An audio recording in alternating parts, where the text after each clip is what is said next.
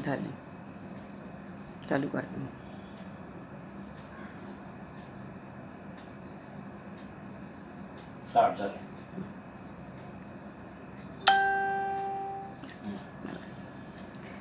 जय जय रघुवीर समर्थ.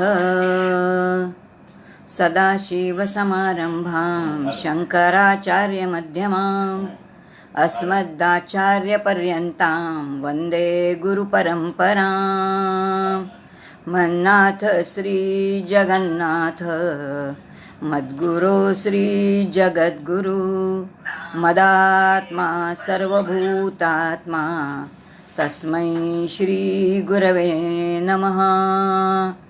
शुका सारिखे पूर्णवैराग्य जाचे वशिष्ठा परिज्ञानयोगेश्वराचे कवी वाल्मिका सारिखा मान्य ऐसा नमस्कार माझा सद्गुरु रामदासा. कृपा कटाक्षाची किरणे मोहसमुद्राचे आटणे घडे जय त्या श्रीकृष्णे वंदू तयाते. जय जय रघुवीर समर्थ. श्रुतिस्मृतिपुराणानाम् आलयं करुणालयं नमामि भगवत्पादं शङ्करं लोकशङ्करं. शङ्करं शङ्कराचार्यं केशवं बादरायणं सूत्रभाष्यकृतौ वन्दे भगवन्तौ पुनः पुनः. जय जय रघुवीर समर्थ. प्रभू रामचंद्राच्या चरणी वंदन करते, हनुमंताला वंदन करते, समर्थांना वंदन करते, सद्गुरूंना वंदन करते, शास्त्रीजींच्या चरणी वंदन करते.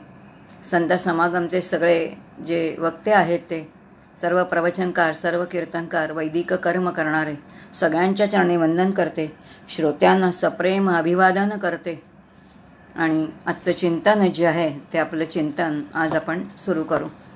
आपण 4 उपनिषद बघितली, दशोपनिषदांचा परिचय करून घेतोय. ईश, कठ, केन आणि प्रश्न ही 4 उपनिषदं बघितली.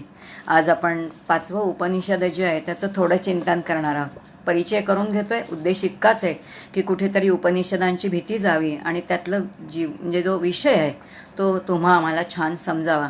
या एकाच हेतूने आपण ह्या सगळ्या उपनिषदांचा परिचय करून घेतोय. आजचं जे 5वं उपनिषद आहे ते पुन्हा अथर्व वेदामधलंच असणारं जे आहे ते मुंडक उपनिषद आहे. आणि मुंडकाचा आपण थोडक्यात परिचय करून घेऊया. मुळामध्ये ही जी उपनिषदं आहेत ही उपनिषदं म्हणजे भारतीय संस्कृतीचं हे काय आहे तर परिमाण आहे. आपली जी संस्कृती आहे ती संस्कृती भोगवादी नाही आहे, त्यागावरती आधारित असणारी ती आहे. आणि जी संस्कृती मुळात त्यागावरती आधारित आहे त्याला एक उच्च ध्येय आहे आणि त्या ध्येयाला अनुलक्षून असणारी उपनिषद आहे. आणि त्यामुळे प्रत्येकाने जे जीवन जगलं पाहिजे ते दर्जेदार जीवन जगलं पाहिजे. आणि दर्जेदार जीवन जगण्याचे जे काही ठोकताळे आहेत ते ठोकताळे कुठे आहेत तर आपल्याला ते उपनिषदामध्ये पाहायला मिळतात. आणि म्हणून हे जे उपनिषदांचे जे सगळे ज्यांनी उपनिषद केलेली आहेत हे सगळे जे ऋषीमुनी आहेत हे सगळे प्रवक्ते त्यांनी केलेली आहे. आणि यांच्या विचाररूपाच्या ज्या काही संपूर्ण आहुत्या आहेत त्या आहुत्यांच्या म्हणजे विचाररूपी आहुत्या ज्या आहेत त्या सगळ्या त्यांनी उपनिषदांमध्ये घातलेल्या आहेत. आणि त्यामुळे ध्यानामध्ये त्यांना हे स्फुरलेले मंत्र आहेत. त्यामुळे इथे कर्ता जरी असला तरी तिथे कर्तृत्व नाही आहे. आणि त्यामुळे ते स्फुरलेले अशा प्रकारचं संपूर्ण जे आहेत तर ते असे हे मंत्र आहेत. आता याच्यामध्ये इतकी विविधता आहे. मुळामध्ये आपल्याला असं वाटतं की वेदवाङ्मय वगैरे आहे ठराविक एखाद्या वर्णासाठी, एखाद्या जातीसाठी, असं ते नाही आहे बरं का. खरं सांगायचं तर जेव्हा आपण वेद बघतो त्या वेदांमध्ये बघितल्यानंतर लक्षात येतील की जे निर्माण करणारे त्यातले जे मंत्र आहेत ते मंत्र करणारे कोण आहेत. तिथे कोणत्या जातीचा संबंधच नाही, कारण मुळामध्ये वेदांमध्ये जात हा प्रकारच नाही आहे. ही कुठून आली, काय आली आपल्याला काही कळत नाही. हे कोणीतरी नंतर काही काळामध्ये घुसडलेले विचार आहेत. इतके शुद्ध विचार आपल्याकडे वेदांमध्ये किंवा उपनिषदांमध्ये दिसतात. त्या उपनिषदांमध्ये कुठेही जाती नाहीत. तिथे वर्णविचारसुद्धा कर्मानुसार आहे. आणि तो विचार जर आपण बघितला की लक्षात येईल की आपली संस्कृती एक वेगळ्या उंचीवरती आपल्याला घेऊन जाते. ती काय उंची आहे आणि म्हणून तिथे वर्णसुद्धा कसा आहे बघा. आपला तो आजचा विषय नाही, पण थोडा बघूया की आपल्या संस्कृतीचं वैभव आपल्याला कळेल. त्यांनी असं म्हटलं की 4 प्रकारची माणसं जगामध्ये आहेत. काही लोक कशी आहेत, जी जेव्हा स्थूल देहाचा विचार करतात, बुद्धीचा विचारच करत नाहीत, आणि म्हणून ज्यांच्यापाशी अहंकार नाही. पण अहंकार का नाही? कारण गाढ अज्ञान आहे. तो पहिला वर्ण म्हटलाय. दुसरा वर्ण म्हटलाय की जिथे शरीराची ताकद वापर केला जातो आणि थोडा मनाचा कुठेतरी विचार केलेला आहे. जिथे थोडा मनाचा विचार आहे तिथे मी आणि माझंच आहे, आणि जिथे मी आणि माझं हे भरपूर प्रमाणामध्ये आहे, याचा अर्थ माझ्याशिवाय काही नाही. आत्यंतिक ज्याला आपण म्हणतो की स्वार्थी जीवन आहे, आणि असं स्वार्थी असणारं जे जीवन आहे ते स्वतःचं मी आणि माझ्यामध्ये रमलेलं आहे. हा दुसरा वर्ण आहे. तिसरा वर्ण असा आहे की जो स्वतःचंही बघतोय, शरीराचा काम करतोय, मनाचा विचार करतोय, पण स्वतःचं न बघता मी समाजाचं देणं लागतो. ज्या समाजामध्ये मी राहतो त्या समाजाचं मी काही दिलं पाहिजे ह्याची जाणीव आहे, आणि म्हणून हा तिसरा वर्ण आहे. म्हणून दुसरा वर्ण जो आहे तो वैयक्तिक अहंकार आहे. तिसरा वर्ण जो आहे तो समष्टीचा अहंकार आहे.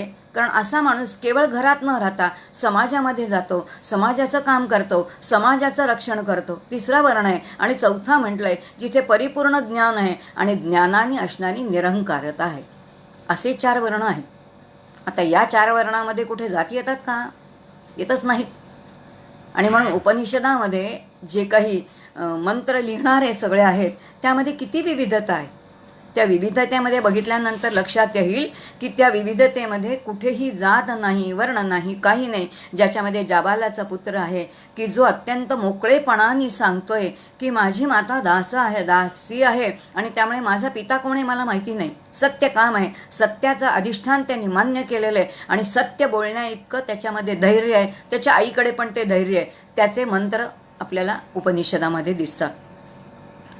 शूद्र जो महिपाल आहे, इतरेचा पुत्र, ऐतरेय उपनिषद जे लिहिणार आहे, तर काही तिथे प्रश्नच नाही आहे. कोणती वृत्ती त्याच्यावरती आहे. आणि म्हणून या ठिकाणी नचिकेतासारखा एखादा तरुण आहे, जनकासारखा एखादा राजा त्या ठिकाणी आहे, याज्ञवल्क्याची जी पत्नी असणारी मैत्री तिचे मंत्र आहेत.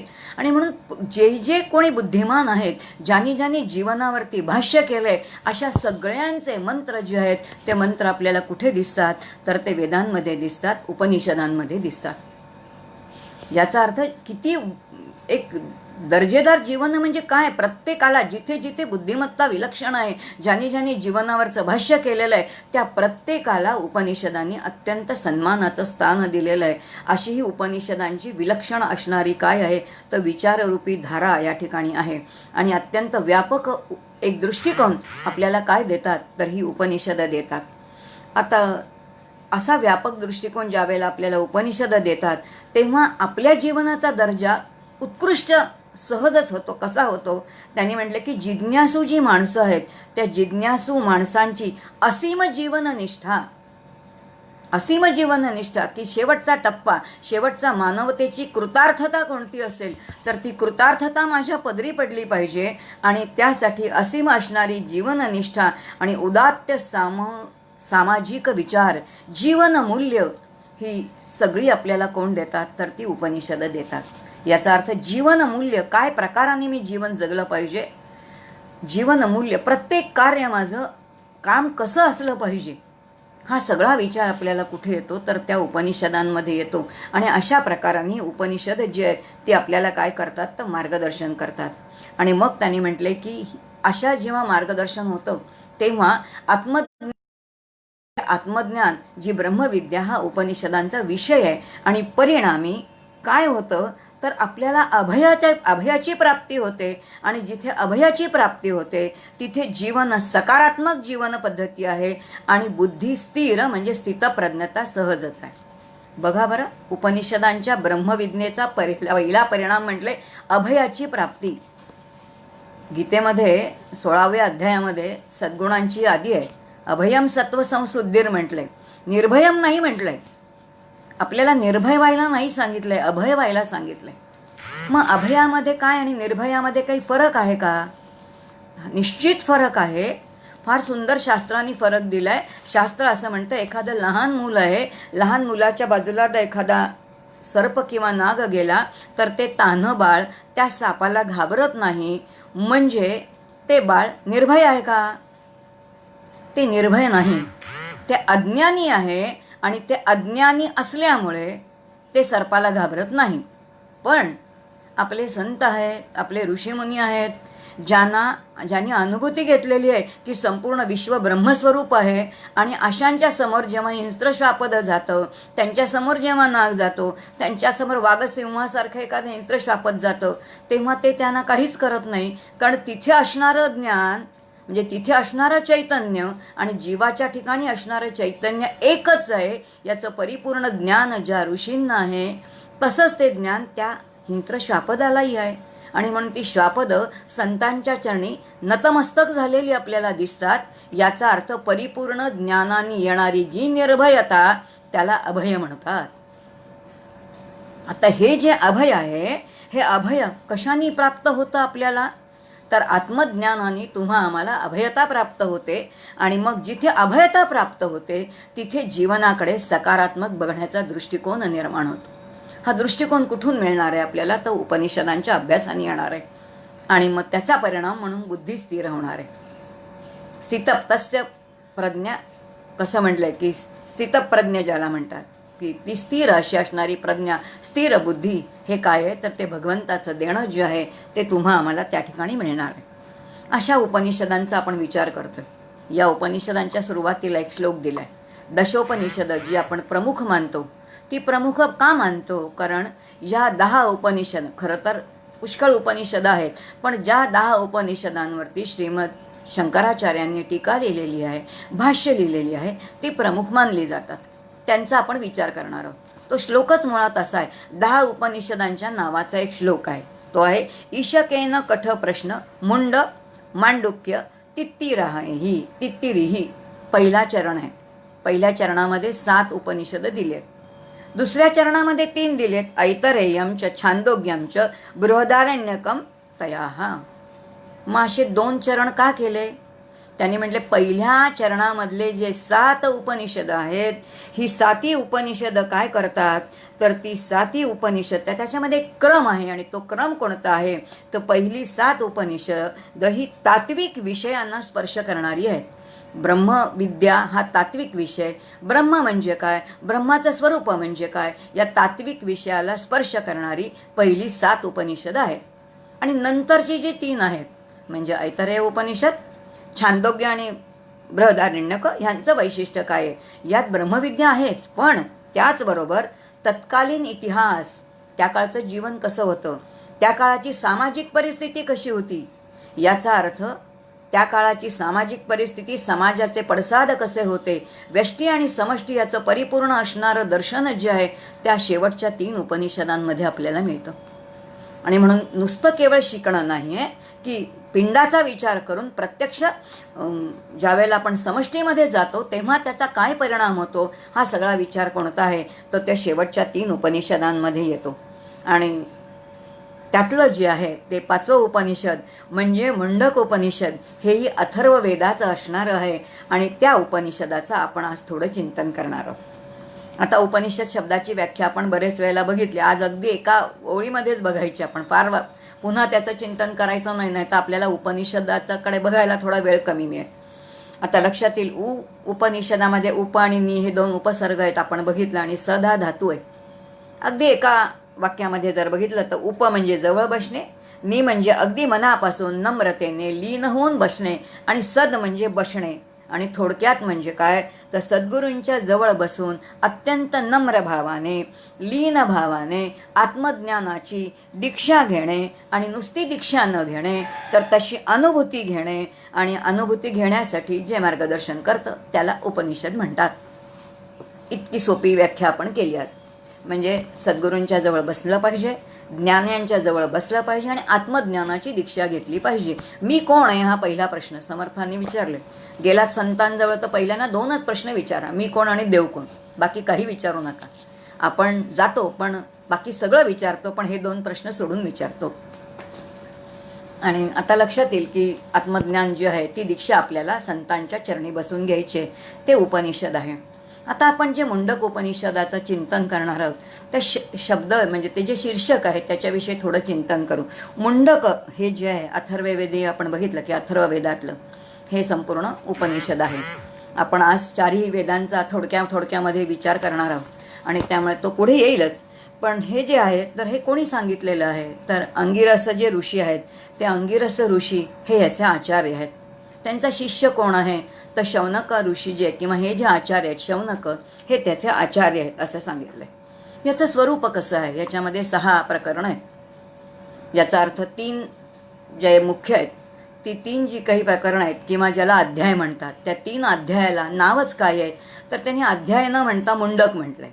याचा अर्थ 3 मुंडक आहेत आणि त्या प्रत्येक मुंडकामध्ये पहिला खंड दुसरा खंड, पहिला खंड दुसरा खंड, पहिला खंड दुसरा खंड असे 6 खंड म्हणजे 6 प्रकरणं आहेत आणि असे 3 मुंडकांमध्ये प्रत्येकात 2-2 असं याचं ढोबळमनाने स्वरूप आहे. आता मुंडक ह्या शब्दामध्ये मुंड हा जो आहे ना तो धातू आहे. आता मुंड याचे 2 अर्थ दिलेत. आपण म्हणतो ना त्यांनी मुंडण केलं यांनी याचा अर्थ त्यांनी डोक्यावरचे केस काढून टाकले. आपल्याकडे कोणी गेलं तर आपण 10व्या दिवशी म्हणतो तर डोक्याचं मुंडण करतो. मुंडण केलं याचा अर्थ डोक्यावरचे केस काढून टाकणे हा त्याचा स्थूल अर्थ झाला, असा त्याचा अर्थ नाही. मुंड याचा अर्थ मुंडण करणे आणि मुंडण करणे याचा अर्थ मनाचं मुंडण करणे. मन जे बहिर्मुख आहे ते बहिर्मुख असणारं मन अंतर्मुख करणे त्याला मनाचं मुंडण करणे असं म्हणतात. खूप छान एक अभंग जितेंद्र महाराजांचा आहे. अंजनगाव सुरजिनबेडे ते जितेंद्र महाराज जे आहेत ते म्हणतात की एखादा साधक परमार्थामध्ये येतो, परमार्थामध्ये आला की तो ब्रह्मशब्द ऐकतो आणि ते ब्रह्म मी आहे असं ऐकल्यानंतर त्याला असं वाटतं हे काहीतरी वेगळंच तत्त्वज्ञान आहे आणि मग तो ब्रह्माविषयी बोलायला लागतो. ब्रह्म ब्रह्म ब्रह्म ब्रह्म ब्रह्माशिवाय तो काहीच बोलत नाही, बाकी काही विचार करत नाही बरं का. तो फक्त ब्रह्माविषयी बोलतो.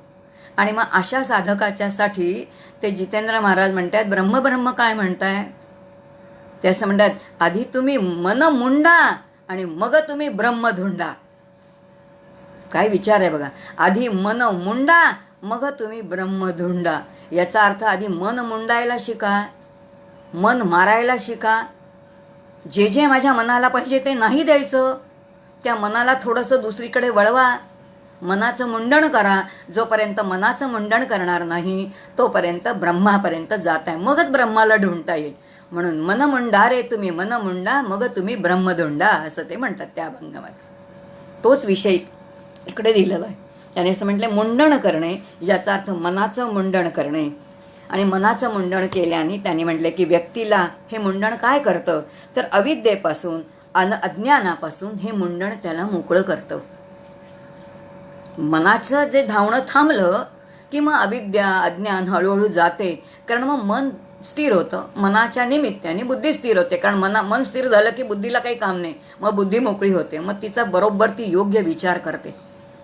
आणि अशा तऱ्हेने नेमकं मुंडण शब्दाचा अर्थ सांगितला आहे. मुंडाचा दुसरा अर्थ आहे मुंड म्हणजे शिरोभाग आणि डोकं.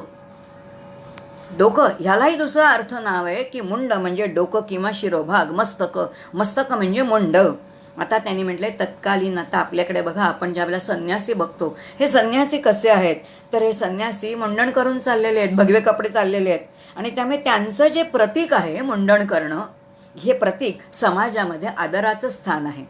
आणि ते असं आदराचं असणारे स्थान ते काय दर्शवतं, म्हणून मस्तकावरचं मुंडण काय दर्शवतं उपनिषद म्हणते की असं ज्यांनी मुंडण केलेलं आहे ते ब्रह्मविद्येचं निर्लेप अशी असणारी विद्येची ती साधना त्या जीवापाशी आहे हे दर्शवणारं म्हणजे काय आहे तर मस्तकावरचं मुंडण आहे. आणि म्हणून जे ऋषीमुनी आहेत ते मस्तकावरचं मुंडण करतात. मस्तक जे आहे त्या मस्तकामध्ये बुद्धी आहे, त्या बुद्धीच्या साह्याने आत्मज्ञानापर्यंत जाऊन भिडलेले आहेत. आणि असं हे मुंडण करणे हे मुंडक उपनिषद आहे. आणि म्हणून बुद्धी जी आहे ती अतिशय महत्त्वाची आहे. मस्तक हे जे आहे आपल्या शरीराचा भाग तेही अतिशय महत्त्वाचं आहे आणि त्याच्या नावानेच असणार हे उपनिषद आहे असं सांगितलं आहे. आता ह्याची पूर्वपीठिका थोडी आपण बघूया कशी आहे ते, की याहीमध्ये ब्रह्मविद्या सांगितलेली आहे, प्राचीन ब्रह्मविद्या आहे. एकोम बहुस्याम प्रजा येतं असं त्या परब्रह्माला झालेलं स्फुरण आहे. आणि त्या संकल्पामधून स्वयंभू असा जो ब्रह्मा म्हणजे हिरण्यगर्भ जो आहे तो प्रगटलेला आहे. आता जेव्हा हा ब्रह्मा हिरण्यगर्भ प्रगटला त्याच्या आधी त्यांनी कोणती कर्म केलेलीच नाही, त्यामुळे अत्यंतिक शुद्ध आहे. कोणतंही कर्म नाही, त्या कर्माचा लेप नाही आणि त्यामुळे पूर्वकर्म कोणतीही नसल्यामुळे अत्यंत शुद्ध अशा असणाऱ्या त्या हिरण्यगर्भाला वेद आणि परब्रह्माने वेद आणि वेदाचं जे ज्ञान आहे ते कोणाला दिलेलं आहे, तर त्या हिरण्यगर्भ स्वरूप म्हणून पहिला प्रगटलेला जो ब्रह्मदेव ब्रह्मा त्याला दिलेला आहे. मग आता ब्रह्मदेवानी काय केलं, तर सांगितलं विश्वाची निर्मिती करण्याचं काम ब्रह्मदेवा तुमच्याकडे आहे. आणि मग त्यांनी विश्वाची निर्मिती कशी केली आपण सगळं बघितलं. त्यांनी त्रिगुण निर्माण केले आणि मग त्या तमगुणातून पंचमहाभूतं निर्माण केली. मग त्यातून औषधी, औषधीतून अन्न, अन्नातून वीर्य, वीर्यातून पुरुष. हा सगळा प्रकार आपण अनेक वेळेला 5 उपनिषदांमध्ये हा सगळा प्रक्रिया आपण बघितल्या, म्हणून पुन्हा त्या प्रक्रियेमध्ये जात नाही. पण अशा या ब्रह्मदेवानी काय केलेलं असेल, तर त्यांनी तप केलं, ज्ञानमय तप केलं. आणि ज्ञानमय तप करून त्यांनी विश्वाची रचना केली. आता विश्वाची रचना केल्यानंतर त्यांनी पहिल्यांदा आपल्या पुत्राला निर्माण केलं. आणि त्यातला जो त्यांचा ज्येष्ठ पुत्र आहे तो अथर्व आहे. या अथर्वाला त्यांनी ही ब्रह्मविद्या जी आहे, जी ब्रह्मविद्या वेदांमध्ये आहे, वेद ज्या ब्रह्माचा निर्देश करतात, ती ब्रह्मविद्या त्यांनी आपल्या जो ज्येष्ठ पुत्र अथर्व त्याला दिली. या अथर्वानी ही विद्या अंगी ऋषींना दिली. अंगीनी सत्यवहा या ऋषींना दिली. सत्यवहाने अंगिरस ऋषींना दिली. आणि अंगिरस ऋषींकडे आता शौनक ऋषी आले. आता इथून आपल्याला मुंडक उपनिषदाची सुरुवात होते. लक्षात, हे शौनक ऋषी कोण आहेत, हे स्वतः आचार्य वर्णन केले बरं का. ह्यांचं गुरुकुल आहे आणि ह्यांच्या गुरुकुलामध्ये किती छात्र आहेत, किती विद्यार्थी आहेत. 10,000 तर जवळजवळ आचार्य असे असणारे आणि 28,000 छात्र असणारे इतकं मोठं यांचं गुरुकुल आहे. आणि इतकं मोठं गुरुकुल असणारे, अत्यंत संपन्न, विद्या संपन्न असणारे, आचार संपन्न असणारे, धार्मिक जीवन, वैदिक जीवन, शास्त्रशुद्ध व्यतीत करणारे असे हे शौनक ऋषी आहेत. काय वैभव असेल लक्षात घ्या. 28,000 विद्यार्थी ज्यांच्याकडे शिकतायत, एवढं मोठं जर गुरुकुल असेल तर त्यांचं वैभव काय असेल. पण एवढा प्रचंड वैभव असणाऱ्या या ऋषींचं वैशिष्ट्य असं आहे, आपण सगळ्या उपनिषदांमध्ये बघितलं. आपल्याकडे जे नाही आहेत ना, ते सहज जाऊन कोणाकडेही जातात आणि मला ते ज्ञानदाय सांगतात. असे शौनक ऋषी आता कोणाकडे आलेले आहेत, तर ते असे विद्यासंपन्न, आचार्य संपन्न, धार्मिक संपन्न असणारे हे शौनक ऋषी आता कुठे आलेत, तर ते अंगिरसांकडे आलेत. आणि कशासाठी, तर ब्रह्मविद्या मागण्यासाठी आलेले आहेत. ही या उपनिषदाची जी आहे ती पूर्वपीठिका आहे. आणि मग या अंगिरस ऋषींनी ही ब्रह्मविद्या जी आहे ती शौनक ऋषींना दिलेली आहे. ही जी दिलेली ब्रह्मविद्या आहे, हा जो सगळा बोध आहे ते म्हणजे काय आहे, तर मुंडक उपनिषद आहे. ही ह्या संपूर्ण उपनिषदाची काय आपण बघितली, तर पूर्वपीठिका बघितली. आता अथर्ववेदीयच असल्यामुळे आपण ह्याच्या आधीचं जे उपनिषद बघितलं, प्रश्नोपनिषद, तेही अथर्ववेदाचंच होतं. त्यामुळे तो जो शांतिपाठ आहे तो इतका आपण सविस्तर बघितलेला आहे. त्यामुळे त्या शांतिपाठाचा मी फक्त उल्लेख करणार आहे आणि पुढे जाणार की जो ओम भद्रम कर्णेभिः शृणुयाम देवाः, तो जो आहे की ज्याच्यामध्ये काय मागितलेलं आहे की आमच्या कानांनी काय ऐकावं, तो उत्तम तेच ऐकावं. आमच्या डोळ्यांनी काय पाहावं, जे काही हित कल्याणकारी आहे तेच पाहावं. ओम भद्रम कर्णेभिः शृणुयाम देवाः का जे आहे. नंतर आमच्या तनूनी काय करावं, आमच्या तनूनी ती एक तर मुळात सबल असावी, शरीर आमचं उत्तम असावं. या शरीराने आम्ही ईश्वराचं काय करावं, तर त्याचं गायन करावं. त्याचबरोबर काय करावं, तर आम्ही सेवा करावी, ईश्वराची सेवा करावी, ईश्वराचं स्तवन करावं. आणि मग कोणी कोणी आम्हाला आशीर्वाद द्यावेत, कोणी कोणी आमचं हितकारण करावं. मग इंद्रानी करावं, जो इंद्र आहे. मग विश्ववेद जो सूर्य आहे त्यांनी आमचं कल्याण करावं. मग जो गरुड आहे गरुडांनी करावं सगळ्यांनी. आणि मग त्यानंतर बृहस्पती आहेत त्यांनी करावं.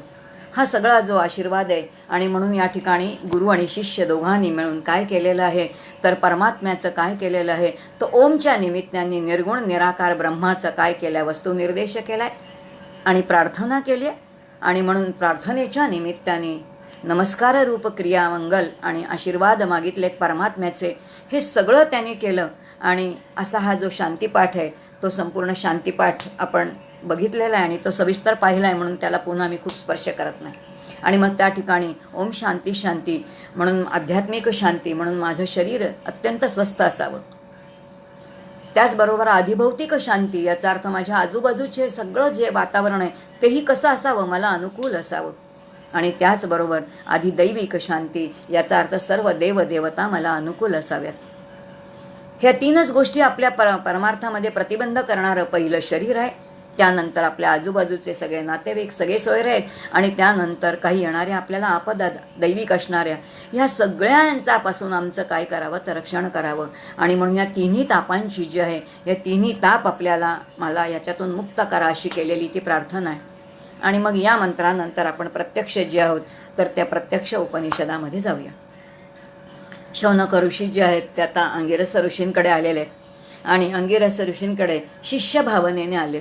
शिष्यभावनेने येताना मुळामध्ये कसं येणं आहे तर याच उपनिषदातला पुढचा मंत्र आहे तो पुढे यथावकाश येईलच. पण शिष्यभाव याचा अर्थ ज्यांच्याकडे मी आलेलो आहे आता त्यांच्याशिवाय मला दुसरा कोणी तरणोपाय नाही. अनन्य भावाने, न अन्यहा इति अनन्यहा, तुमच्याशिवाय आता मला कोणी नाही, तुम्हीच मला आता परिपूर्ण ज्ञान देणार आहात. ह्या आत्यंतिक श्रद्धेने ते आलेले आहेत आणि आल्याबरोबर त्यांनी प्रश्न विचारलेला आहे. हे मोठे आचार्य आहेत आणि त्यामुळे अत्यंतिक हिताचा प्रश्न विचारला आहे. कस्मिन्नु भवनो विज्ञाते सर्वमिदं विज्ञातं भवति इति. नेमका एकच प्रश्न विचारलाय, एकच असा प्रश्न विचारलाय की ज्या एका प्रश्नावरती संपूर्ण उपनिषद आधारलेला आहे. भगवान ते असं म्हणतायत, जे आपले आचार्य आहेत, भगवान भगवत स्वरूप आहेत, सर्व गुणांनी युक्त असे असणारे, अत्यंतिक निर्दोष, ज्यांच्यामध्ये एकही दोष नाही, बुद्धीचा प्रमाद नाही, काही नाही, अशा त्यांना ते भगवान म्हणतायत. आणि ते म्हणतायत, भगवान काय करा की प्रश्न विचारलाय, एक असे जे जाणिले असता सर्वज्ञ होय तो ज्ञाता, ऐसे सज्जनी आहे वदंता कैसी आहे. परमपूज्य डॉक्टर काकांनी सुरेख त्याचं मराठी ओवीत छान वर्णन केले. एक असे जे जाणिले असता, असं एक कोणतं तरी तत्व आहे की जे जाणले असता सर्वज्ञ होय ज्ञाता. ज्ञाता म्हणजे जीव, प्रमाता, ज्ञाता, ध्याता.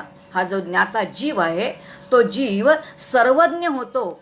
याचा अर्थ एक जाणल्यानंतर आता त्याला जाणण्यासारखं काही या जगामध्ये शिल्लकच राहत नाही. एक जाणलं की तो सगळं जाणलं जातो. असं ते एक काय आहे, ऐसे सज्जनी आहे वदंता. सज्जन लोक, साधू लोक, ऋषीमुनी असं सांगतात की जे एक जाणलं की सगळं जाणलं जातं. असं हे साधू लोक जे काही बोलतात, कैसेनी असे ते कसं आहे ते मला जरा समजावून सांगा. जे एक जाणलं असता ते जाणणारा सर्वज्ञ होतो असं सज्जन म्हणतात. ते एक काय आहे तेवढं मला समजावून सांगा. प्रश्न विचारलाय, कोणी विचारलाय की शौनक ऋषी जे आहेत ते शौनक ऋषी प्रश्न विचारत आहेत. आणि मग त्यांनी सांगितलं की एक काहीतरी जाणलं, याचा अर्थ एक जाणलं की सगळं जाणलं जातं. व्यवहारामध्ये जेव्हा आपण वेदांत शिकतो तेव्हा 2-3 दृष्टांत सहज येतात. जसं एक सुवर्ण जाणलं की सुवर्णाचे सगळे अलंकार जाणले जातात. सुवर्ण जाणलं की सुवर्णाचे अलंकार, याचा अर्थ किती सोन्याचे दागिने समोर आल्यानंतर आपण म्हणतो हे दागिने सोन्याचे आहेत. पितळ्याचे असतील तर आपल्याला लगेच कळतात, कारण ते काळवंडलेलं असतं. जसं एक माती जाणली की मातीचं मग बोळकं असू दे, मग ते मातीचं रांजण असू दे, मातीचा माठ असू दे, मातीचा बैल असू दे, मातीची मूर्ती असू दे, पण काही असली तरी ती समोर आल्यानंतर आपल्याला पहिल्यांदा कळतं की ही मातीची आहे. याचा अर्थ जे मूळ तत्व आहे ते मूळ तत्व जाणणं, हे जाणण्यासाठी काहीतरी ज्ञान असावं लागतं. सर्वसामान्यांच्या ठिकाणी नसतं. सर्वसामान्य आपण काय बघतो तर त्याचं नाम आणि रूपच बघतो. आम्ही जेव्हा सोनाराकडे जातो तेव्हा जातानाच म्हणतो मी पाटली आणायला चालली आहे, मी मंगळसूत्र आणायला चालली आहे, मी नथ आणायला चालले, मी अंगठी आणायला चालले, मी सोनं घ्यायला चालले असं कधी म्हणतच नाही. याचा अर्थ आपली दृष्टी सूक्ष्म नाही. आपण एक तत्व बघतो का? नामरूपामध्ये दंग असणारे आपण तत्व बघत नाही. पण या उलट सोनाराची दृष्टी तो फक्त निखळ सोनं बघतो. आणि म्हणून एक जाणलं की काय जाणलं जातं. मला व्यवहारातली एक गोष्ट आठवते. मी नवीन लग्न होऊन आले, घरी आल्यानंतर इथे आले सासरी आणि एक दिवस भोपळा घेऊन आले. आता भोपळा आल्यानंतर गप्प बसायचं की नाही, काहीतरी एखादी गोष्ट करायची. पण स्त्री आहे, मुळामध्ये मायाचं प्रतीक आहे. काय काय केलं मी त्या भोपळ्याचे घारगे केले गोड, त्याच भोपळ्याचं भरीत केलं, त्याच भोपळ्याचं काय केलं तर त्याच्या सालीची चटणी केली, तेच भोपळा घालून त्याचं मी सांबार केलं, त्याचेच मी परोठे केले, म्हणजे तिखटही केले आणि त्याचे गोडही केले. घरामध्ये 5-6 पदार्थ सगळे घ्यायले गेले, भोपळ्याचेच केले. घरातल्या लोकांना एवढा आनंद झाला, किती छान केलं, आज किती नवीन नवीन पदार्थ खायला मिळाले आम्हाला. सगळ्यांनी हौशीने खाल्ले. पण घरामध्ये ज्येष्ठ असणाऱ्या माझ्या सासूबाई, ज्यांचं वय वर्ष 80च्या पुढे आहे, जी लौकिकातल्या कोणत्याही शाळेमध्ये गेलेली बाई नाही, पण त्यांनी मला एक खोचक प्रश्न विचारला, आज तुला भोपळ्याशिवाय दुसरं काही करता आलं नाही का? ज्याचा अर्थ विविध पदार्थ पानात दिसत होते, पण सगळ्या भोपळाच होता, याचा अर्थ त्या सगळ्यामध्ये एकच तत्व होतं. हे कोणी जाणलं होतं? जो जाणकार आहे त्यांनी एक तत्व जाणलं. बाकीच्यांनी वेगळं वेगळं म्हणून खुशकीने खाल्लं. एक तत्व कोणाला बघता आलं? जाणकार आहेत त्याला एक तत्व बघता आलं. असं एक तत्व काय जाणलं की जीव सर्वज्ञ होतो, असा प्रश्न विचारतायत. आणि एवढं विचारल्यानंतर अंगिरस ऋषींनी सांगायला सुरुवात केली. ते असं म्हणतायत की सांगतो तुला काय आहे ते. आणि हळूहळू विषयाची मांडणी सुरुवात केली. ते असं म्हणतायत, या जगामध्ये 2 प्रकारच्या विद्या आहेत. विद्या ज्या आहेत ते 2 प्रकारच्या विद्या आहेत. त्यातली पहिली विद्या जी आहे ती पराविद्या आहे आणि दुसरी विद्या जी आहे ती अपराविद्या आहे. आता पहिल्यांदी विद्येचे 2 प्रकार आहेत, पराविद्या आणि अपराविद्या. इथून अंगिरस ऋषींनी सांगायला सुरुवात केली. पराविद्या म्हणजे काय? परमात्म स्वरूपाचं जे ज्ञान आहे त्याला पराविद्या म्हणतात. आणि त्याच्या विरोधामध्ये बाकीचं लौकिकातलं जे जे सर्व काही ज्ञान आहे, ज्याला अविद्येचं लक्षण म्हटलेलं आहे बरं का, हे सगळं काय आहे? तर ही अपराविद्या आहे. आणि आता अपराविद्या कोणती आहे? त्या अपराविद्येचा श्लोकच त्या ठिकाणी त्यांनी सांगितला. आता लक्षात येईल, हा श्लोक जर ऋषी सांगतायत, अंगिरस ऋषी शौनकांना सांगतायत, तर आपल्या लक्षात येईल की व्यवहारामध्ये आपण म्हणतो की सगळे 4ही वेद म्हणजे काय आहे, तर ते ज्ञानाची खाणी आहे. आणि इथे त्यांनी अपराविद्या काय इथून सांगायला सुरुवात केली आहे बरं का. याचा अर्थ हे सगळं लौकिकातलं ज्ञान आहे. आणि हे लौकिकातलं जे ज्ञान आहे ती पराविद्या नाही, असं सुंदर सांगितलंय. आणि आता या ठिकाणी सांगायला सुरुवात केली. काय सांगितलंय त्यांनी? तत्र अपरा. आता अपराविद्या कोणती बघा सांगितलंय 5व्या मंत्रामध्ये. अंगिरस ऋषी सांगतायत, तत्र अपरा ऋग्वेदो यजुर्वेदः सामवेदः अथर्ववेदः शिक्षा कल्पो व्याकरणं निरुक्तं छंदो ज्योतिषम इति. आणि अथ परा तद अक्षरम अभिगम्यते. एकाच श्लोकामध्ये अपराविद्या काय आहेत आणि पराविद्या काय आहेत, दोन्हीचं समग्र वर्णन या ठिकाणी ऋषींनी केलंय. मला वाटतं या एका श्लोकाचं चिंतन जरी केलं ना तरी सुद्धा आपल्याला संपूर्ण उपनिषद कळून जाईल, लक्षात येईल. फारच सुंदर काय काय त्यांनी सांगितले. अपराविद्येमध्ये काय काय हे सांगितले. अपराविद्येमध्ये त्यांनी सांगितले पहिल्यांदी ऋग्वेद 4 चरणांनी युक्त असणारं वृत्तबद्ध असा जो मंत्र आहे त्याला ऋक् म्हणतात किंवा त्याला ऋचा म्हणतात, ज्याच्यामध्ये स्तवन आहे, पूजा आहे आणि परमेश्वराचं काय केलेलं आहे, आवाहन केलेलं आहे, ते ऋक् आहे. मग यजु काय आहे? युजस याचा अर्थ यज्ञ मंत्र.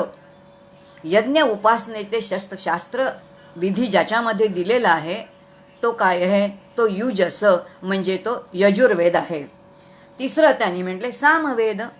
सा याचा अर्थ पुन्हा ऋचा आणि अम याचा अर्थ गंधारा. आपण ज्याला म्हणतो गंधारादी, म्हणजे ज्याला स्वर म्हणतात, ताल म्हणतात, गायन म्हणतात, हे सगळं जे काही आहे त्या सगळ्याला म्हटलेलं आहे सप्तस्वर गंधारादी, त्याला अम म्हटलेलं आहे. आणि म्हणून स अधिक अम साम, जिथे साम गायन आहे, ज्याने भगवंताची स्तुती केली जाते. अपराविद्येत म्हटलंय बरं का. चौथा अथर्ववेद त्यांनी म्हटलंय.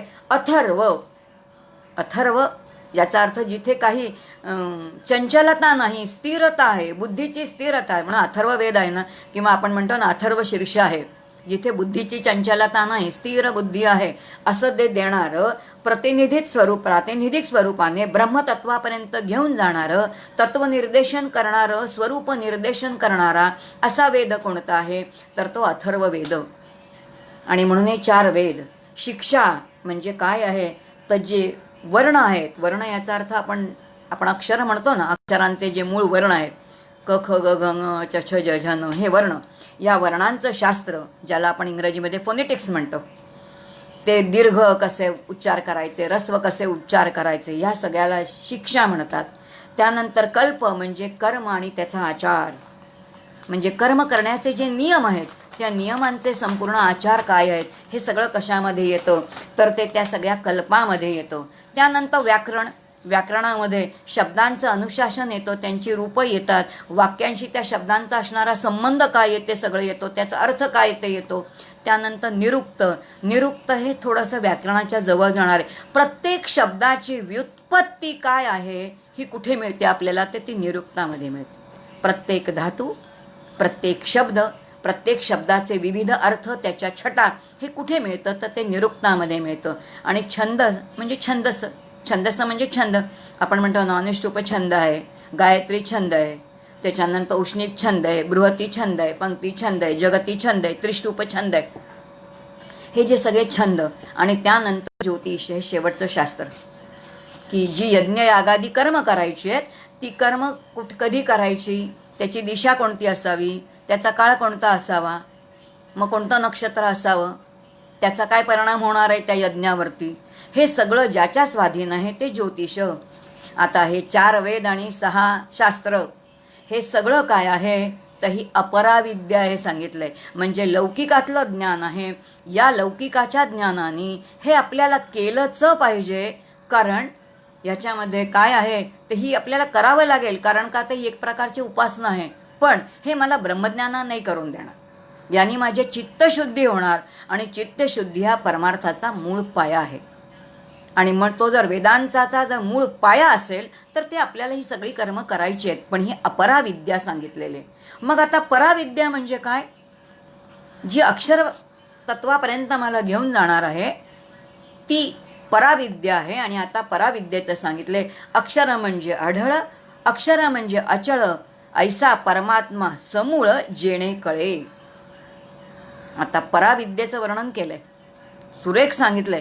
काय सांगितलंय की अक्षर म्हणजे आढळ, अक्षर जे कधी क्षर नाहीसं होतच नाही, जे कधीही नाहीसं होणार नाही, जे नित्य आहे, जे शाश्वत आहे, आणि जे कधीही ढळणार नाही. ढळणार नाही, ढळण्यासाठी वरतून खाली ढळण्यासाठी किंवा एका ठिकाणी दुसऱ्या ठिकाणी जाण्यासाठी 2 असावं लागतं. जे एकमेव अद्वितीय असं ते ढळणारं कोण आहे, कोणीच नाही. म्हणून अक्षर असणारं, अक्षर आहे तेच आढळ आहे, आणि जे अक्षर आहे ते अचळ, याचा अर्थ चलणार नाही, तिथे चंचलता नाही, ते चलणार नाही, ढळणार नाही. आणि असं जे स्थिर तत्व आहे, ऐसा परमात्मा मूळ, मूळ याचा अर्थ या संपूर्ण विश्वाचं जे मूळ कारण आहे तेच उपादान कारण आहे, तेच निमित्त कारण आहे. आणि असं ज्यानी मला कळलं जातं त्याला पराविद्या म्हणतात. बाकी सगळे अपराविद्या. एका ओळीमध्ये सांगून टाकलं, एकाच मंत्रामध्ये ऋषी सांगतायत, अंगिरस ऋषी शौनकांना, अरे पराविद्या आणि अपराविद्या म्हणजे काय ते जाणून घे. आणि अशी पराविद्या जी आहे ती ब्रह्मविद्येची काय आहे, तर ती ब्रह्मज्ञानाची, ब्रह्मविद्येची खाण आहे. खाणीमधून कितीही तुम्ही काढा ती रत्न येतच राहतात, ती संपतच नाही. तुम्ही जितकी काढाल तितकी ती निघतच राहतात. आणि मग असं हे कसं, ब्रह्मतत्व कसं आहे, त्या तत्वाचं वर्णन त्यांनी करायला सुरुवात केली. आणि आता ते वर्णन करता करताना त्यांनी असं म्हटलंय की जे धैर्यवान, जे ऋषीमुनी आहेत, जे ज्ञानी आहेत, ते या पराविद्येचा आश्रय घेतात, ते अपराविद्येच्या आसपासही जात नाहीत. मग आता ही पराविद्या ज्या तत्वाचं वर्णन करते ते कसं आहे, आता पूर्ण मंत्र आपण सांगत नाही, पण त्यातला मी पूर्ण फक्त आपण झिस्ट काढूया आणि समजून घेण्याचा प्रयत्न करूया. कारण सार रूपाने समजून घेऊया. आपल्याला सार कळलं ना की आपल्याला पुढे त्याचं ॲप्लिकेशन करता येईल किंवा ते कसं वापरायचं ते कळेल. आणि म्हणून त्यांनी सांगितले की हे तत्व कसं आहे ते समजून घ्या. हे जे ब्रह्मतत्व आहे किंवा हे परमात्मा तत्व आहे कसं आहे, अद्रष्टेयम. अद्रश्ययम म्हणजे कसं आहे, दृश्ययम याचा अर्थ ते न कळू शकणारं आहे. आणि न कळू शकणारं आहे याचा अर्थ आपल्या कोणत्याही इंद्रियांना त्याचं ज्ञान होणार नाही. डोळ्यांनी ते कळणार नाही, कानाने कळणार नाही, रसनेने कळणार नाही, स्पर्शाने कळणार नाही, गंधाने कळणार नाही. आणि म्हणून माऊली त्याचं वर्णन करते, स्वसंवेद्य, ज्याचं त्यालाच कळेल. बाहेरून ते ज्ञान येण्यासारखा प्रश्नच नाही, ते बाहेरून येणारच नाही आहे. आणि म्हणून कुठेही ते न कळणारं असं ते तत्व आहे. पुढे त्यांनी म्हटलंय कसं आहे, ते अग्राह्यम आहे, त्याचं ग्रहण नाही न करता येत. ग्रहण करणे म्हणजे घेणे. देता घेता येणार आहे का? ब्रह्म देताही येत नाही आणि ब्रह्म घेताही येत नाही. आचार्यांचं एक सुंदर भजन आम्ही शिवथर गळीमध्ये शिकवतो. ब्रह्माचं वर्णन कसं आहे म्हणे ते रचनीयम नाही, अरचनीयम नाही, ते वचनीयम नाही, ते अवचनीयम नाही. म्हणजे त्याच्याविषयी बोलता येत नाही, पण त्याच्याविषयी बोलल्याशिवाय ते कळतही नाही. ते भजनीय नाही, अभजनीय नाही. म्हणजे भजन करून मिळत नाही आणि भजन नाही केलं तरीही मिळत नाही. त्याचा बोध करता येत नाही आणि बोध नाही केला तरी कळतही नाही. याचा अर्थ किती बरोबर विरुद्ध अर्थाने जे वर्णन केलेलं आहे हे उपनिषदांचं वैशिष्ट्य आहे. आणि असंच वर्णन केले अग्राह्यम, याचा अर्थ ते ग्रहण न करता येण्यासारखं आहे. त्याला कोणतं गोत्र आहे का? तुम्हाला आम्हाला एक गोत्र आहे की ज्या कुळामध्ये आपला जन्म झालेला आहे. आता ते जन्म होण्यासारखं नाहीच आहे, कारण ते अजर आणि अमर आहे आणि म्हणून त्याला गोत्र नाही आहे. अवर्ण, त्याला वर्ण नाही आहेत कोणतेही. आपण आत्ता वर्णाचा बघितला, विचार केला काय प्रकारचं वर्णन आहे.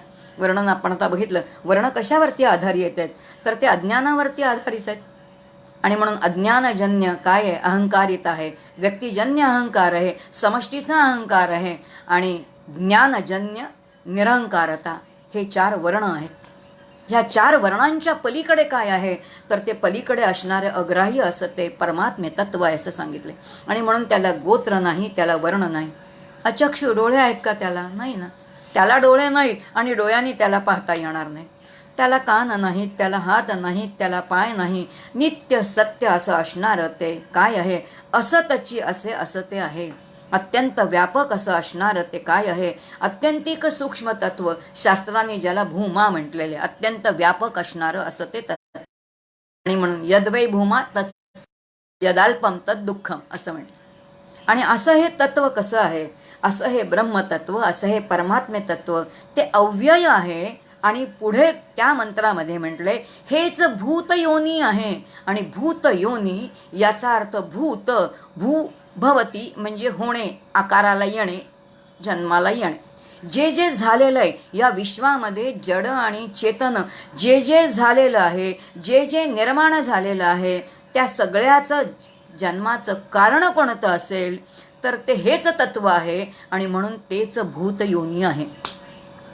या सगळ्या भूतयोनी, संपूर्ण विश्वाची निर्मिती ज्याच्यामुळे झालेली आहे असं ते एकमेव तत्व कोणतं आहे तर ते ब्रह्मतत्व किंवा परमात्मे तत्व आहे. आणि असं ते भूतयोनी हेच तत्व कोण स्वीकारतात तर ते धैर्यवान पुरुष स्वीकारतात, बुद्धिमान पुरुष स्वीकारतात. ते त्याचाच ध्यास घेतात आणि त्याचाच ध्यास घेतल्यानंतर तेच आतमध्ये आधी त्यांना कळतं. आणि जे आत आहे तेच काय आहे? मराठीमध्ये म्हण आहे ना, अंतरीचे धावे स्वभावी बाहेरी. जे आत आहे तेच बाहेर दिसतं. मग जे आतमध्ये तत्व प्रगट झालेलं आहे ते विश्वामध्ये आहे तेही दिसायला लागतं. आणि म्हणून जे व्यष्टीमध्ये आहे तेच समष्टीमध्ये दिसतं. आणि समष्टीमध्ये आणि व्यष्टीमध्ये जे एक तत्वानी दिसतं तेच काय आहे तर ते परमेष्टीचं स्वरूप आहे. आणि म्हणून समर्थ म्हणतात माझ्या जीवनाचं एक सूत्र आहे. ते सूत्र काय आहे? व्यष्टी, समष्टी आणि परमेष्टी. हे व्यष्टी, समष्टी, परमेष्टी सगळ्यामध्ये जीव, जगत आणि जगदीश्वर या सगळ्यामध्ये एक तत्व समान आहे. आणि हे समान बघण्याला आपल्याला कोण शिकवतं तर उपनिषद शिकवतात. आणि असा तो मंत्र काय आहे तर तो सगळा मंत्र सांगितला आहे. आणि मी या सगळ्या मंत्राच्या सहाय्याने त्या परमात्मे स्वरूपाचं वर्णन केले. आणि ते वर्णन केल्यानंतर हे ज्ञानी हे तत्व स्वीकारतात असं सांगितलं आहे. आणि मग त्यांनी सांगितलं याच एका मंत्रामध्ये काय काय सांगितलं आहे बघा. ब्रह्मस्वरूपाचं संपूर्ण वर्णन सांगितलं, तेच तुमच्या आमच्या निर्मितीचं कारण आहे हेही सांगितलं. याचा अर्थ विनाकारणम कार्यम अशक्यम. जर विश्व दिसतंय तर विश्वाचं कारण त्या कार्याच्या आधी असलं पाहिजे. मग ते आधी जे काही आहे ते तेच तत्व आहे ते सांगितलं. आणि म्हणून या एकाच मंत्रामध्ये विश्व हे कार्य आहे आणि परब्रह्म हे त्या विश्वाचं कारण आहे. आणि म्हणून कार्य कारण दोन्हीचाही निर्देश एकाच मंत्राने स्पष्ट केला. काय मंत्राचं सामर्थ्य आहे बघा. अंगिरस ऋषी एका मंत्रामध्ये आपल्याला काय काय सांगतायत. विश्वाचं कारण काय आहे, विश्व कसं कसं बनलेलं आहे आणि कार्यकारण तेच आहे. आणि म्हणून विश्वरूपामध्ये जे नटलेलं आहे, जे विविधतेमध्ये आहे, हे असं अपूर्व असणारं, अद्भुत असणारं, असं असणारं एकमेव तत्व कोणतं आहे तर ते परमात्मा आहे, जो अत्यंतिक विविधतेने कसा आहे तर या विश्वामध्ये नटलेला आहे. आणि हा तो नटलेला आहे त्याचं ते सौंदर्य कोण बघतं? हे सगळं विविधता तुम्हा आम्हाला खूप त्रास देते, पण ज्ञानी जे आहेत ते मात्र ही सगळी विविधता बघून काय होतात तर ते सुखावतात. आणि ते का सुखावतात? कारण आत्मज्ञानाला ते सगळं त्यांचं दर्शन आहे. आणि जेव्हा त्या परमात्म्याचं विविधतेचं दर्शन आहे आणि त्या दर्शनानेच ते अत्यंतिक आनंदित होतात. आणि असं ते आनंद जे आहे तो आनंद त्यांना विलक्षण प्राप्त होतो. तो कोणाला? केवळ ज्ञानानं, ज्यांनी हे आत्मस्वरूप ब्रह्मस्वरूप आहे, परमात्मे स्वरूप जाणलेलं आहे असं सांगितलेलं आहे. मग पुढं तो विषय पुढे नेला आहे. आणि आता ते म्हणत आहेत की हे विश्व त्यांनी कसं निर्माण केलं ते तुला सांगतो बरं. आणि आता अंगिरस ऋषी म्हणत आहेत, सुंदर दृष्टांत दिला आहे. तो दृष्टांत दिलेला आहे तो म्हणजे ऊर्णनाभी. ऊर्णनाभी म्हणजे कोळ्याचा दृष्टांत दिला आहे. एक कोळी आहे, तो कोळी काय करतो तर आपल्या शरीरातून एक चिकट असा पदार्थ बाहेर काढतो आणि त्या चिकट पदार्थाच्या साह्याने काय करतो तर धागा काढतो. धाग्याच्या साह्याने जाळं विणतो. त्या जाळ्यामध्ये तो राहतो, जितके वेळ पाहिजे तितका वेळ राहतो. आणि ज्या क्षणी त्याला जायचं आहे त्यावेळेला ते विणलेलं जाळं जे आहे ते जाळं स्वतःच खाऊन टाकतो, ते नाहीसा करून टाकतो आणि स्वतःही नाहीसा होऊन जातो. याचा अर्थ कधीतरी तो व्यक्त होतो. व्यक्त कशाच्या साह्याने होतो तर स्वतःच्याच मध्ये असणाऱ्या चिकट पदार्थांनी तो जाळं विणतो, त्या जाळाच्या साह्याने राहतो. आणि जेव्हा जायचंय तेव्हा ते जाळं पहिल्यांदा नाहीसं करतो आणि स्वतःसुद्धा अव्यक्तामध्ये जातो. अगदी तसं हे परमात्मे तत्व जेव्हा पाहिजे तेव्हा अव्यक्तामध्ये जातं, जेव्हा पाहिजे तेव्हा व्यक्त होतं आणि विश्वरूपाने संपूर्ण खेळ करतं. आणि जेव्हा खेळ करून कंटाळा येतो तेव्हा ते पुन्हा कुठे जातं तर एक दिवस अव्यक्तामध्ये जातो. हा सगळा त्या परमात्म्याचं खेळेवर सांगितलेलं आहे.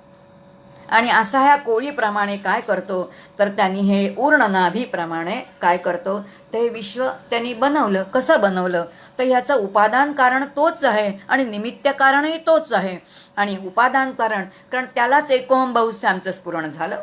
आणि मग स्फुरण झाल्यानंतर त्यांनीच ठरवलं की काय करायचं. मग स्वतःमधून त्यांनी त्रिगुण निर्माण केले. मग त्या त्रिगुणातून सत्वगुणातून देवता निर्माण केल्या, रजोगुणातून कर्मेंद्रिय ज्ञानेंद्रिय त्यांच्या देवता निर्माण केल्या. आणि मग तमगुणातून पंचमहाभूत बघितले आपण, आकाश आकाशात वायू वायोत तेजा तेजात आपा आपात पृथ्वी पृथ्वीत औषधी औषधीत अन्नम अन्नात वीर्यम वीर्यात पुरुषः. ही संपूर्ण 84 लक्ष जीवयोनी कशी निर्माण केली हे सगळंच आपण अनेक वेळा बघितलं. कारण 5 उपनिषदांमध्ये काही विषय पुन्हा पुन्हा येतातच. आणि हे सगळं संपूर्ण निर्माण केलं. आता तोच आहे, तोच सगळीकडे नटलेला आहे. तो कसा बघायचा आपल्याला ज्ञानदृष्टीने नाही बघता येत. मला ते एक खूप छान हा विषय जो आहे की तोच कसा नटलेला आहे त्याच्यासाठी आपल्याला भागवत खूप छान उपयोगाला आहेत. बघा की ज्या वेळेला भागवतामध्ये भगवान गोपालकृष्णाने लहान लीला केली आहे. आणि तो लीला करत असताना तो लहान आहे आणि लहान असताना आपल्या त्या गोपक सख्यांच्या बरोबर त्या गायी चरायला घेऊन जायचा. आणि ब्रह्मदेवाने एक दिवस गायी आणि वासरं पळवली आणि एका गुहेमध्ये लपून ठेवली. यांनी डोळे मिटले, लक्षात आलं ब्रह्मदेवाचं कार्य. एका क्षणामध्ये हाच गोपी काय झाला, हाच गायी झाला, हाच वासरं झाला, हाच गोप झाला, सगळं तोच झालं. एका संकल्पाने तोच झाला. एवढंच नाही, जेव्हा जेव्हा हा रोज गोपांच्या बरोबर यमुनेच्या इथे गायी चरायला जायचा, लोकांकडे जाऊन लोणी करायचा, डेरे फोडायचा, लोणी चोरायचा, सगळ्या मित्रांना वाटायचा, तेव्हा त्याच्या आईला म्हणजे यशोदेला वाटायचं हा घरातच आहे म्हणून तो घरातही असायचा आणि बाहेर असायचा. आत आणि बाहेर, आत बाहेर, वर खाली हे सगळं तुमच्या आमच्यासाठी आहे. म्हणून कालपरिच्छिन्न ज्याला म्हणतो देशपरिच्छिन्न, हे सगळं कोणासाठी आहे? हे तुमच्या आमच्यासाठी, ज्यांनी माया स्वीकारलेली आहे. पण जे परब्रह्म तत्व आहे त्याला ह्यातलं काहीच नाही ना, त्याला आत बाहेरच नाही. आणि म्हणून तो कुठेही जातो आणि काही करतो, तोच नटलेला आहे. आणि म्हणून संपूर्ण गोकुळ जे बघितलं, ब्रह्मदेव जेव्हा आले तेव्हा बघतोय तो काय, सगळी गायी कृष्णरूप, वासरं कृष्णरूप, गोप कृष्णरूप, अख्खं गोकुळ कृष्णरूपच त्यांनी पाहिलं. तेच रूप धारण करणं, च्या साह्याने समजून घेणं आणि ज्ञानाच्या साह्याने तत्वरूपाने त्याला पाहणं, हे आपल्याला उपनिषद शिकवतं. पण भक्तीच्या साह्याने आपल्याला थोडा भाव दृढ झाला की तत्वदर्शन घेणं सोपं जातं. आणि असं हेच तत्व काय झालं तर आता बहु झालं आणि अंतर्बाह्य असणारं हे चैतन्य घन संपूर्ण ऊर्जेने परिपूर्ण व्याप्त असं असणारं जे आहे ह्या विश्वामध्ये भरून राहिलं. आणि असं हे सगळं जे आहे ते कशाच्या साह्याने निर्माण झालं. पुढे दुसरा दृष्टांत दिलाय की हे सगळी जी काही भूतं निर्माण झाली, आता लक्षात येईल की जड पृथ्वीपासून निर्माण झाली. आणि कशी काय, कारण सजीवांची उत्पत्तीच पृथ्वीपासून आहे. या पृथ्वीच्या मध्येच वृक्ष निर्माण झाले, वृक्षातून अन्न निर्माण झालं, अन्नातून वीर्य, वीर्यातून पुरुष निर्माण झाला. आणि म्हणून सगळे नंतर पुन्हा कुठे येतात, मातीतून निघालेले वृक्ष पुन्हा मातीमध्ये येतात. तसंच हा अन्नमय कोश जो अन्नावरती जागलेला आहे, नंतर ह्याची पण पुन्हा माती म्हणजे पृथ्वी तत्व, म्हणजे पृथ्वी तत्वापासून निर्माण झालेला तो पुन्हा पृथ्वी तत्वामध्येच जातो. ज्याच्यातून निर्मिती त्याच्यामध्येच लय. आणखीन एक सिद्धांत सांगितला अंगिरस ऋषी. एक एक एक एक सिद्धांत शौनकना सांगतायत आणि पुढे घेऊन जात आहेत. आणि मग ते असं म्हणतात की ती कशी उत्पत्ती झाली बघ, की ज्ञानरूप तपाने, ज्यावेळेला ज्ञानरूप तप केलं जातं त्यावेळेला काय केलं तर त्या ज्ञानरूप तपाने शांतत्व केलं. आणि जेव्हा शांतत्व, याचा अर्थ मर्यादित ते झालं, आणि जेव्हा ते मर्यादित झालं, पृथ्वी तत्व झालं, तेव्हा त्याच्यातून अन्न तयार झालं. आणि मग याच अन्नापासून प्राण, या प्राणापासून मन, मनापासून लोक निर्माण केल्यानंतर त्यांनी कर्म केली. आणि आता कर्म निर्माण केल्याबरोबर कर्मफळं निर्माण झाली. आता जितकी कर्म तितकी कर्मफळं. आता अज्ञानी दशेमध्ये जितकी कर्म करू तितकी कर्मफळं आपल्याला मिळणारच आहेत. आणि म्हणून आणखीन एक सिद्धांत या ठिकाणी सांगितला. कर्म म्हणजे काय आहे तर त्या कर्माला अमृत म्हटलेलं आहे, ते तत्वरूपाने म्हटलेलं नाही बरं का. कारण ती कर्म सारखी काय घेतात, फळं देतच राहतात, फळं देतच राहतात, संपतच नाही. अमृत कसं ते काय आहे ते संपतच नाही, अखंड चालू असतं. तशी कर्मफळं कशी आहेत, ही कर्म जी आहेत तर ती अमृताप्रमाणे, असं त्याला कसं म्हटलेलं आहे. पण नैष्कर्म्य सिद्धी याचा अर्थ अज्ञान दशेमध्ये आपण जितकी कर्म करू ते प्रत्येक कर्म जे आहे ते कर्म आपल्याला सुखदुःखरूपी फल देणारच आहे. आणि सुखदुःखरूपी फल देऊनच कर्म जी आहेत ती नाहीशी होतात. इथे जे आहे तर ते जे पहिलं जे मुंडक आहे त्या पहिल्या मुंडकाचा जो पहिला खंड आहे ना, तो मंत्र त्या ठिकाणी साला. आणि मग आता पुढचा जो विचार आहे तो पुढचा विचार त्या ठिकाणी सांगायला सुरुवात केली. आणि आता तो विचार सांगताना पुन्हा अंगिरस ऋषी म्हणतात की प्रथम जेव्हा विश्व निर्माण झालं तेव्हा युग निर्माण झाली. आता आपण म्हणतो ना की काळ बराच गेला. त्या काळामध्ये पहिल्यांदी सत्ययुग किंवा कृतयुग होतं, मग त्यानंतर त्रेतायुग आलं, मग त्यानंतर द्वापार युग आलं, आता कलियुग आलं. मग आता प्रत्येक युगामध्ये उपासनेचे पद्धती पण वेगळ्या आहेत. हा सगळा विचार इथे दिला आहे. आणि मग त्यांनी म्हटलं पहिल्यांदी जे विश्व निर्माण झालं ते प्रथम कोणतं युग होतं, ते कृतयुग होतं. तेव्हा काय होतं तर तप हे साधन होतं.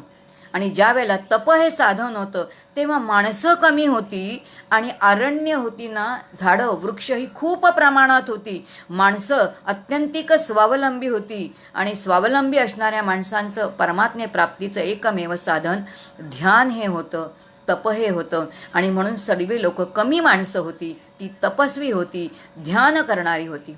त्यानंतरचा जो काळ आहे, युग आहे, ते त्रेतायुग आहे. या त्रेतायुगामध्ये आता माणसांची संख्या वाढली. जशी माणसांची संख्या वाढली तशी श्रमविभागणी झाली. आणि श्रमविभागणी झाल्यानंतर कशाला महत्त्व प्राप्त झालं तर यज्ञाला महत्त्व प्राप्त झालं.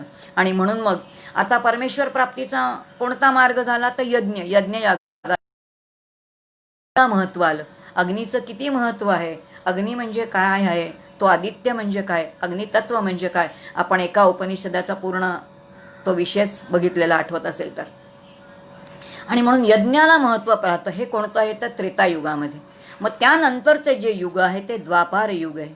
मग द्वापार युगामध्ये काय आहे तर द्वापार युगामध्ये दानाला महत्त्व आलं.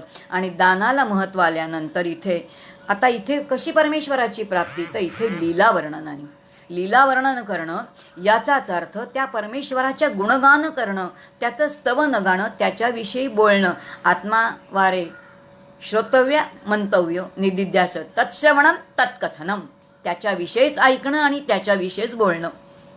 म्हणून तेच ऐकणं आणि तेच बोलणं, हे जे बोलणं आहे त्याच्याविषयी त्याला लीलावर्णन म्हटलंय. ही द्वापार युगाची काय आहे, परमेश्वर प्राप्तीचं साधन आहे.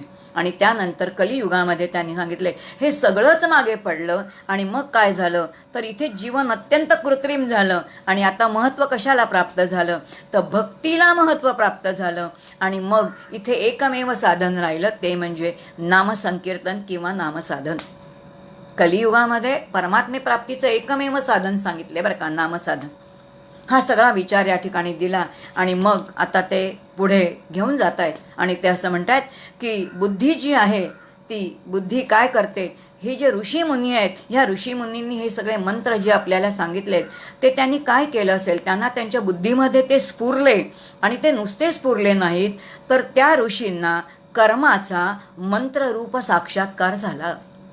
म्हणजे कर्म कशी करावी, कर्म नुसती कर्म नाही करायची तर ती निर्लेप कर्म करावीत आणि ती यज्ञाच्या दर्जाची कर्म करावीत. आणि म्हणून यज्ञकर्म जी आहे, आता यज्ञकर्म ही त्रेतायुगामध्ये, आता ती नाहीच आहे.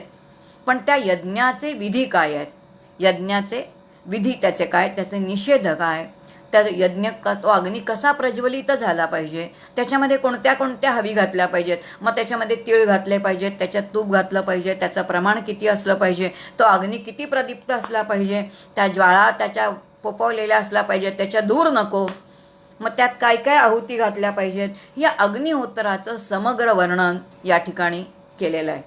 आपण त्याचं फार चिंतन करणार नाही, कारण कलियुगामध्ये यज्ञच मान्य नाही आहे. मग जे यज्ञ मान्यच नसेल तर त्याचा विचार करायची गरज काय. पण त्याचं शास्त्रशुद्ध संपूर्ण वर्णन जे आहे ते सगळं वर्णन किंवा त्याचं शास्त्रशुद्ध विधी जो आहे तो सगळा विधी अंगिरस ऋषींनी या शौनकांना समजावून सांगितला आहे. आणि ते असं म्हणतात की ह्याच्या या 7 जिव्हा ज्या आहेत त्या 7 जिव्हांमध्ये जर तुम्ही त्या आहुत्या घातल्यात तर विधिवत केलेला हा अग्नी जो आहे तो काय प्राप्त करून देतो, तो स्वर्गाची प्राप्ती करून देतो. याचा अर्थ यज्ञाचं फल काय आहे तर स्वर्गप्राप्ती. आता स्वर्गप्राप्ती हे आपलं फल आहे का, आपल्याला फलप्राप्ती कोणती, स्वर्गाची प्राप्ती करून घ्यायचीच नाही आहे. स्वर्गामध्ये एकदा गेलं तर पुन्हा इकडे यायला लागतं, कारण ज्या वेळेला पुण्य सगळं जे क्षय होईल त्यावेळेला पुन्हा आपल्याला कुठे यावं लागेल तर मर्त्य लोकांमध्येच यावं लागेल. आणि म्हणून तिथे पुन्हा जाणं शक्यच नाही ना. म्हणून आपल्याला स्वर्गातही जायचं नाही, आपल्याला नरकातही जायचं नाही, म्हणून पापही नाही आणि पुण्यही नाही. आपल्याला शुद्ध पुण्य करायचं आहे. आणि शुद्ध पुण्य याचा अर्थ प्रत्येक कर्म मला परमेश्वराकडे घेऊन जाईल. यासाठी कर्माच्या पाठीमागे परमात्म्याचा विचार किंवा परमात्म्य स्मरणाच्या साह्याने कर्म देणारा तो आहे, करून घेणारा तो आहे, समर्पण त्याला करायचं आहे, त्याच्यासाठी करायचं आहे. या भावनेने जेव्हा करतो तेव्हा कर्म त्याला समर्पित होतं आणि म्हणून त्या कर्माचं सुखदुःखरूपी फल आपल्याला भोगावं लागत नाही. आणि म्हणून यज्ञाचा विचार त्यांनी संपूर्ण या ठिकाणी दिला. आणि मग सकामतेने स्वर्ग हाच ब्रह्मलोक आहे असं कौतुकाने म्हटलंय. हे पण विडंबनाने म्हटलेलं बरं का. ब्रह्मलोकामध्ये जायचंच नाही, कोणत्याच लोकामध्ये जायचं नाही. जीवनमुक्ती झाल्यानंतर आपल्याला कुठे जायचं असेल तर स्वस्वरूपामध्ये जाणं आहे. म्हणून कोणत्याही लोकामध्ये जायचं नसेल तर ना ब्रह्मलोकामध्ये जाणं, ना विष्णू लोकामध्ये जाणं, ना पितर लोकांमध्ये जाणं.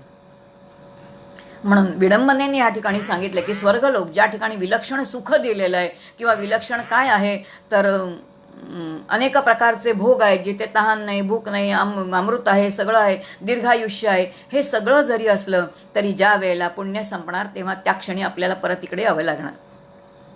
आणि म्हणून याला ब्रह्मलोक म्हटलेलं आहे.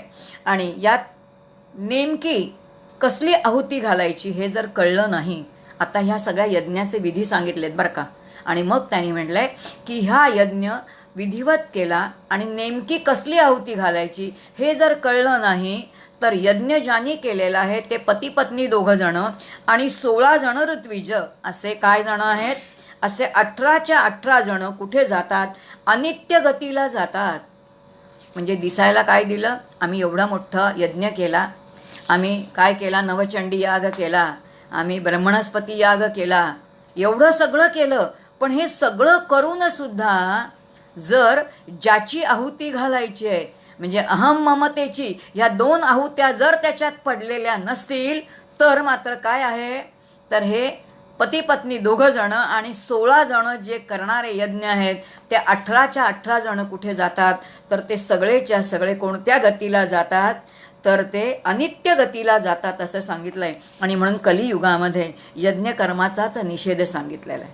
मग तुकोबरायांनी अगदी सोपं सांगितलं आहे, कोणता यज्ञ करा, की जर नामसाधन जर असेल तर तुकोबाराय अगदी सोपं सांगतात. यज्ञ म्हणजे काय, की राम म्हणे ग्रासोग्रासी तोची जेवीला उपासी, राम म्हणे यज्ञ वाट चाली यज्ञ पावलो पावली, राम म्हणे भोगी त्यागी कर्म न लिंपे तयांगी. याचा अर्थ प्रत्येक कर्म जर नामाच्या स्मरणामध्ये, म्हणजे केवळ नामाच्या नाही, नामाच्या साह्याच्या आणि नामीच्या स्मरणामध्ये, नामाच्या अवलंबन घेऊन नामीचं स्मरण घेऊन जर आम्ही कर्म केलं असेल तरच ते काय आहे, तर मला ते यज्ञाच्या इतक्या उंचीपर्यंत ते कर्म मला घेऊन जाणार आहे. आणि म्हणून कर्माचा विचार यज्ञाच्या निमित्ताने या ठिकाणी सांगितलेला आहे. वेळ झालेली मला संपलेली दिसते. या ठिकाणी दुसऱ्या मुंडकाचा जो श्लोक आहे त्या श्लोकाचा विचार आपण केला. आत्तापर्यंतची केलेली सेवा ही यज्ञनारायणाच्या चरणी समर्पित करते आणि उद्या हाच विचार आपण हळूहळू पुढे घेऊन जाऊया. इथेच त्या ठिकाणी थांबते. जय जय रघुवीर समर्थ. हरिओम तत्सत.